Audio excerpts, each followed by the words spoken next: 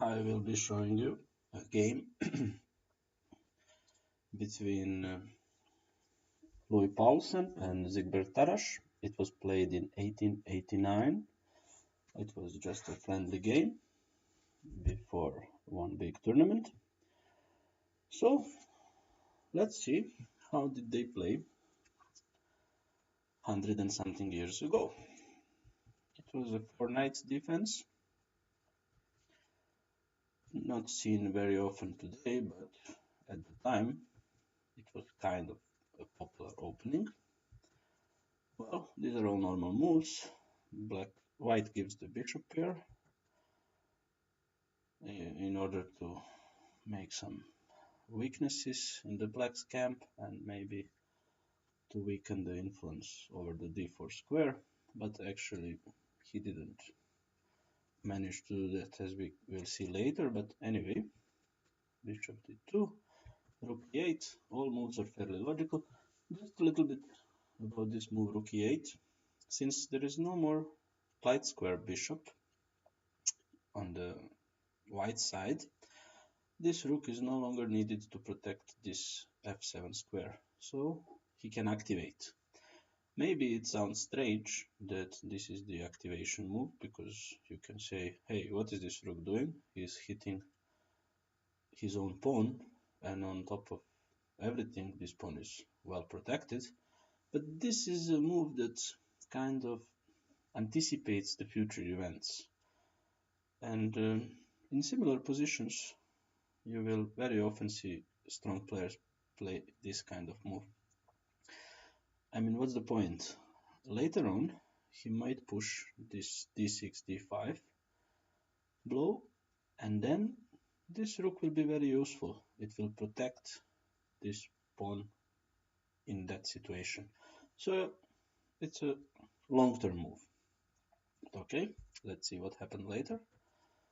White attacks black bishop, he retreats, and now he plays h3 in order to prevent this bishop from developing. But anyway, black is not going to develop this bishop yet.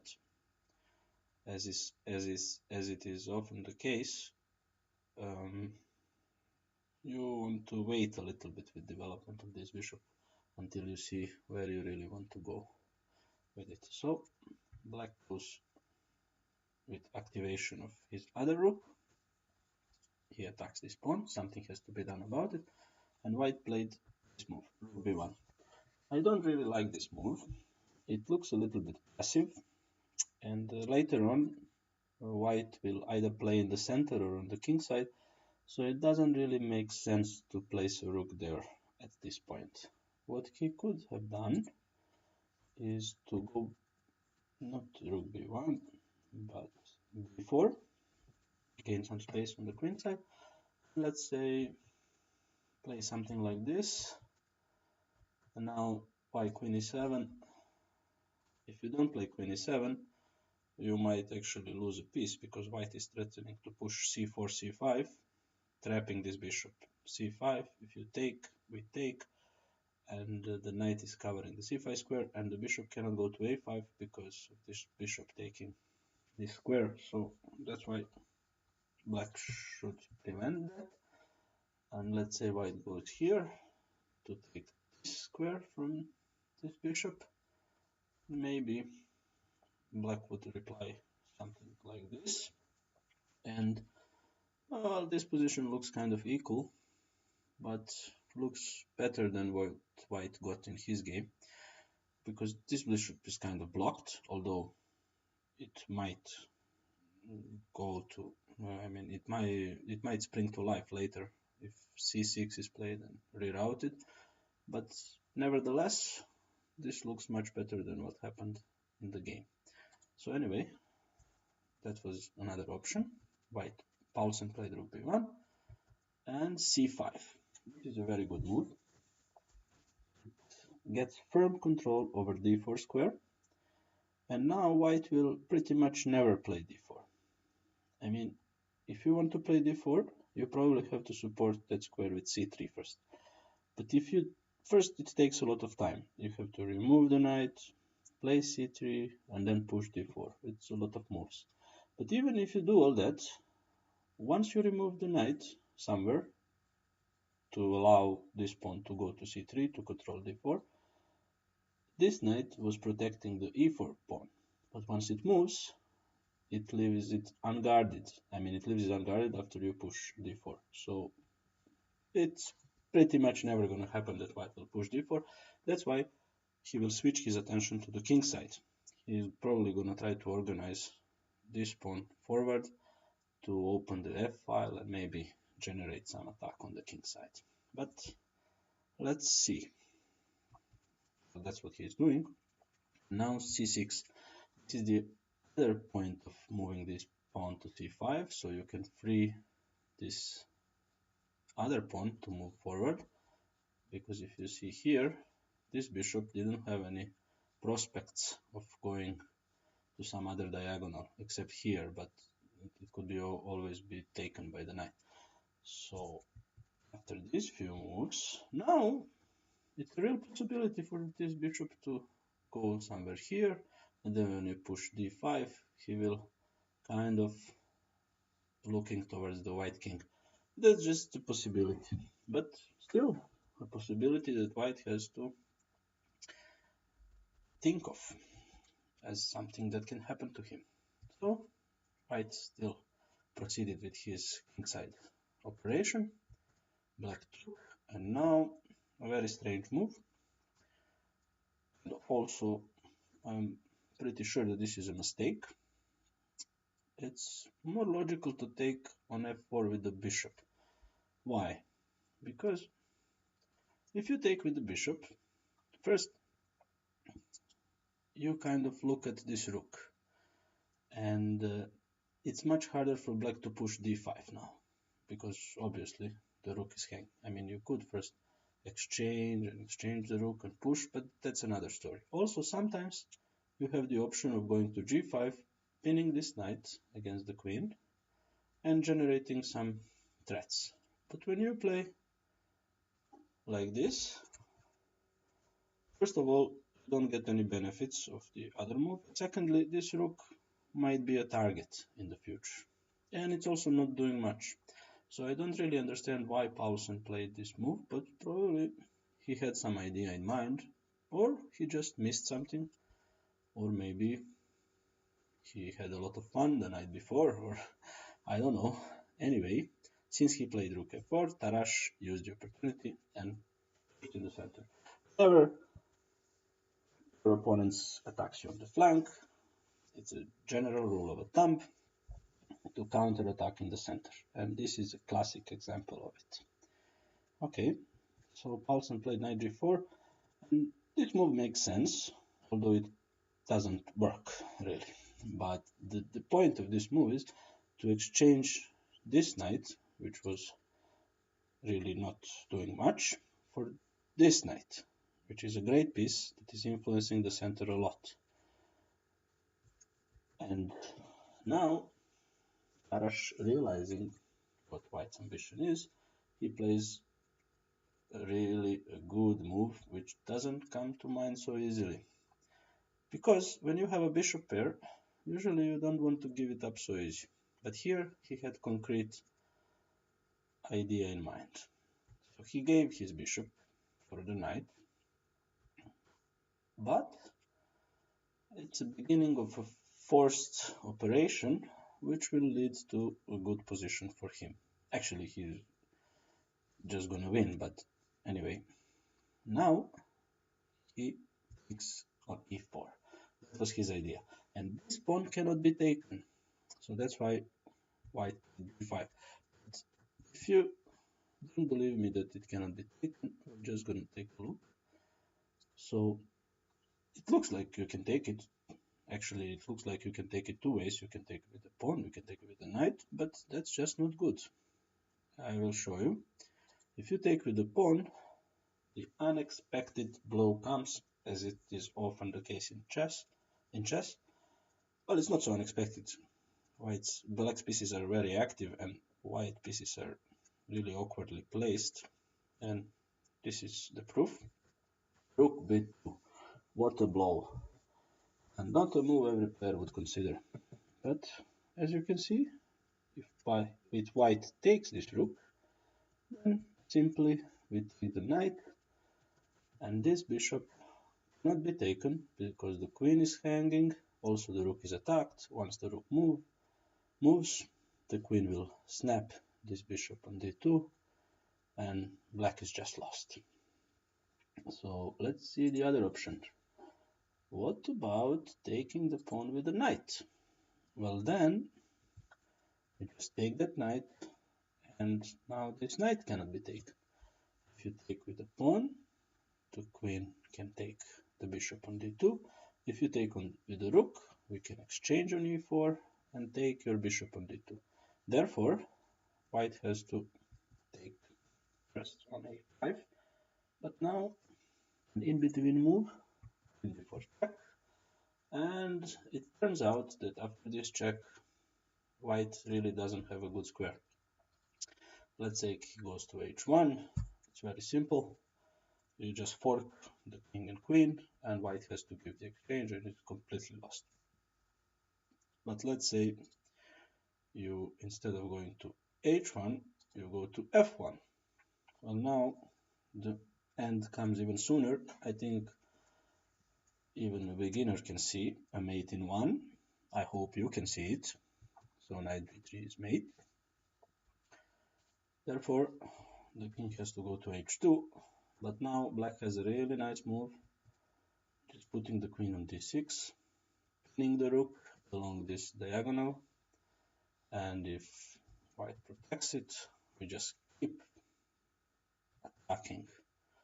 Knight takes g3. If black takes, we can go g5, or you can even go rook e3 check. Yeah, both of these lines are winning for black. So, as I said, this pawn cannot be taken. That's why white threw in g5. And now, if you move your knight, then white will just take on e4 and probably somehow survive, maybe. But you don't have to move the knight. You can throw another in-between move, take on c3. White took with the pawn. If he would take with the bishop, then he would be a pawn down with a really bad position. How? Well, you just move your knight, you attack his rook, he has to move somewhere. Let's say he takes your pawn, and what do? You take his pawn. And if you count the pawns, you are one pawn ahead. And it's important to note that if he tries something like this, where he is attacking your queen, if you move somewhere, he is putting pressure on g7 because there is a bishop there, but you will move, you have to move, but you will give him a check when you move. And then you can take here, exchange, and play h5. Give your king a little bit of a lift, so there are no more mating ideas once this rook goes up. And let's say he moves somewhere, and you play something like this. You're threatening to come down with the rook and to win the queen. So probably he would have to do something like this, but this is just not a good position. It's too many pawns now, so black is winning here. Anyway, that's why he took with the pawn here. And now the rooks are exchanged, and now a great move, e3. I really like this move. Actually, in this game we can see a lot of moves that are called in-between moves. Like instead of doing something normal, black just throws in one after another and in something that we call in-between moves. So it's like a move that is before the expected move. So instead of moving his knight, we first throw in the in-between move e3. This, of course, cannot be taken, because then simply fork, rook is attacked and bishop is attacked twice. Black wins material. Okay, how about taking this knight. Well, that's not good either. We just take the bishop. There is a threat now of rook coming down, checking the king and attacking the queen. So let's say white goes back to cover that, and well, it looks like we can just win by centralizing. We centralize our queen. There is a threat now of coming to the second rank and creating a mating threat here, and then it will lead to loss of a queen.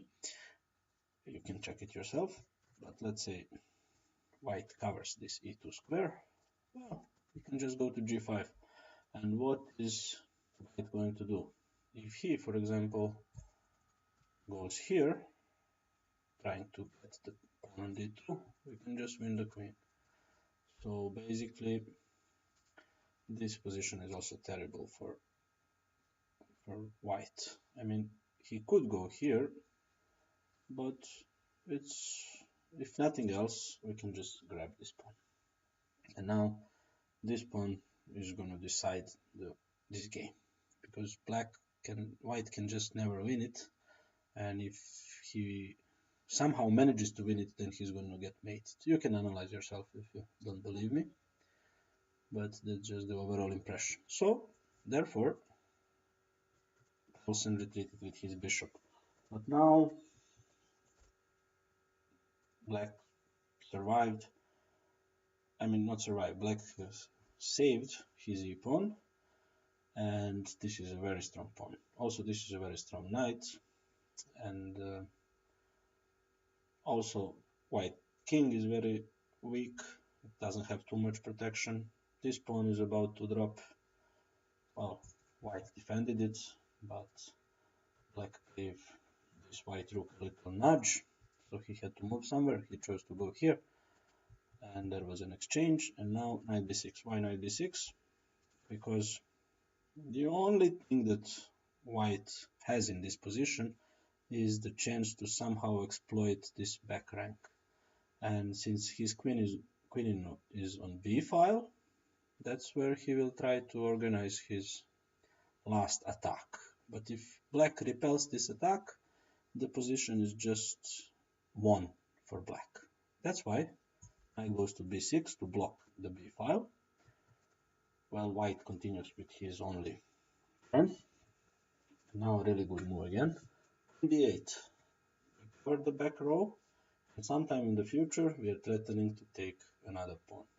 But firstly, we cover the mating threats, because as you can see, white can push. Now, if the queen wasn't defending the last rank, white could maybe even win, depending where this queen was. So this way, there is none of that, and also some pawns are hanging in the future. So white prepares his invasion. He is trying to go with the queen here and take this pawn, and maybe somehow generate counterplay. But now another really good move, d6. This is what we call making a luft for the king. And usually if white has, let's say, dark squared bishop, you don't want to make a luft that gives you a free dark square, because then if the bishop comes on this diagonal, it will not really be a luft. But in this situation, this bishop cannot really get to this diagonal. I mean, this pawn is blocking this way, the knight is covering this square. I mean, this pawn is preventing you to get there. You have your own pawn preventing you to get there, and it cannot be pushed because of this blocker. So g6 is okay. It's more than okay, actually. White tried something which is not really helpful. He was trying to be more aggressive with a move like this. There is a problem. You just go down with the queen, and this bishop is about to be dropped. White defends it. You just give him a check, and the king has to go back, and you just win. The important thing to note is that once you go down, now this check is not really dangerous, because we have a luft, and you cannot give a check here because the knight is covering that square. So instead of going up with the queen, white moved the king here, but now black just needs to enter somehow with the queen, white's position, and together the queen, the knight, and this pawn, they are going to mate this king. But before you do that, first you make a little bit of assurance with a move like this, king d7, excellent move. Actually, this is the idea that Kasparov used 100 years later in his game against Karpov.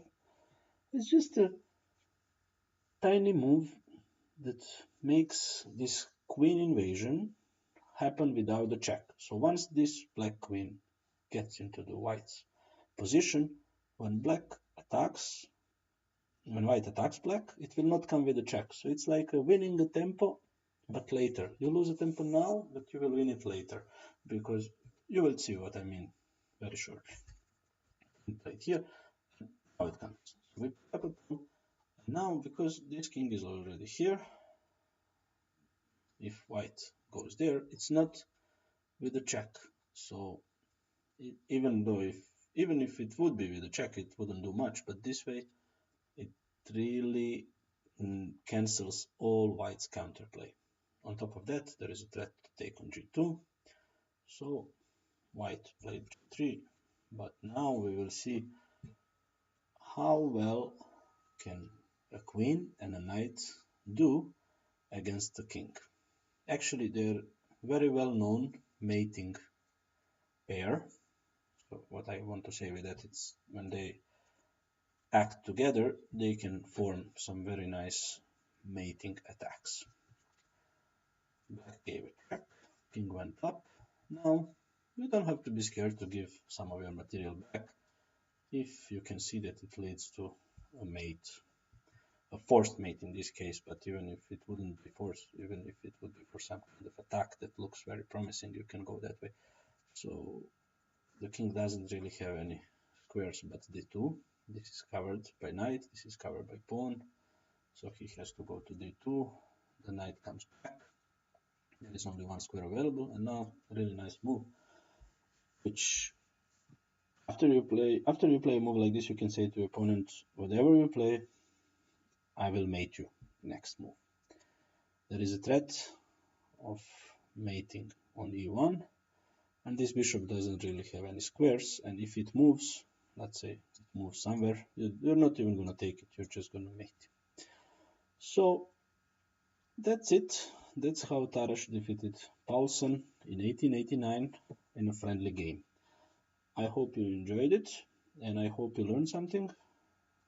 There was, in the end, a queen and knight combo, then some play in the center, and also some preparatory moves like making the luft and preparing the attack with first removing the king from the danger. And also the bunch of in-between moves that we had, like in the center, which could be called a combination. So, once again, I hope you enjoyed it, and goodbye.